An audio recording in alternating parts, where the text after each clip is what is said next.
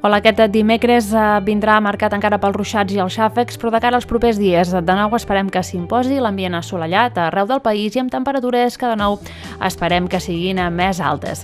Per aquest dijous, encara de matinada, tindrem alguns intervals de núvols, també la possibilitat d'algun ruixat es mantindrà a l'àrea de la costa central, però en general aquesta nuvolositat durant el matí minvarà i esperem un dia assolellat, només amb algun núvol baix a la zona de la costa central i també al vessant nord del Pirineu. A la tarda amb algun núvol d'evolució diürna molt aïllat.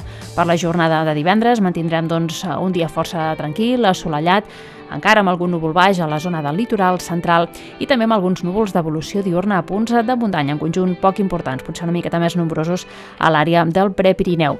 Pel cap de setmana continuarem parlant de temps tranquil, dominat pel sol, ja sense núvols baixos a punts de la costa, com a molt apareixerien a l'inici del matí, i amb aquests núvols d'evolució diürna a zones de muntanya que en general seran poc importants, no esperem que deixin precipitacions. Les temperatures els propers dies tendiran a pujar progressivament, per tant, recuperarem aquest ambient més calorós en conjunt durant les hores centrals de la jornada, sobretot i en especial a les comarques de l'interior.